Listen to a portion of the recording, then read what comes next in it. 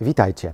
Jeśli gubicie się w ogromnej liczbie informacji napływających z Ukrainy, to mam dla Was krótkie podsumowanie, które mam nadzieję pozwoli Wam posegregować i ułożyć sobie nieco wiedzę dotyczącą tego, co się tam dzieje.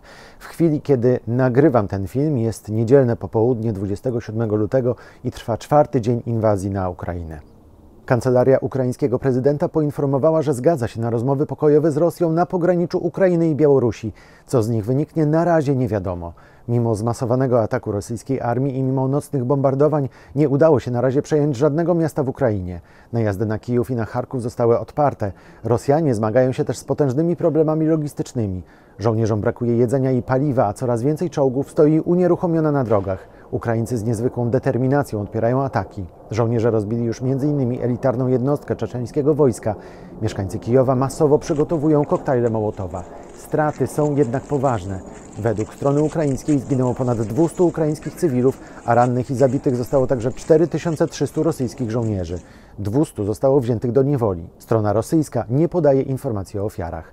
Wiadomo, że Rosja przygotowuje większe siły na kolejne natarcie i że jej głównym celem jest zajęcie Kijowa i obalenie ukraińskiego rządu i prezydenta. Ten jednak nie zamierza się ewakuować, ale co kilka godzin nagrywa przesłania do narodu, zagrzewając do walki. Świat zachodni jednogłośnie potępia Rosję i nakłada coraz to nowe sankcje. Unia Europejska ma odciąć Rosję od systemu bankowości SWIFT, co oznacza, że wykonywanie transakcji bankowych z Rosją będzie niemożliwe. Ale prawdziwą bombą jest zamrożenie rezerw walutowych rosyjskiego banku, co może spowodować poważne załamanie rubla i rosyjskiej gospodarki za jakiś czas. Rosyjskie linie lotnicze nie mogą już też latać do większości krajów Unii Europejskiej. Oligarchowie mogą stracić swoje majątki w Europie i w Ameryce.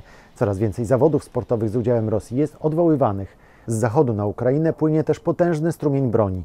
Zdanie w tej sprawie zmieniły już nawet Niemcy, które początkowo nie chciały dozbrajać Kijowa.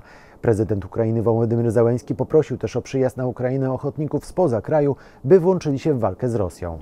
Tak w skrócie przedstawia się sytuacja na Ukrainie, a ja zachęcam Was, żebyście subskrybowali kanał podcastu Świat na YouTube, a kolejny materiał na temat tego, co dzieje się na Ukrainie już wkrótce.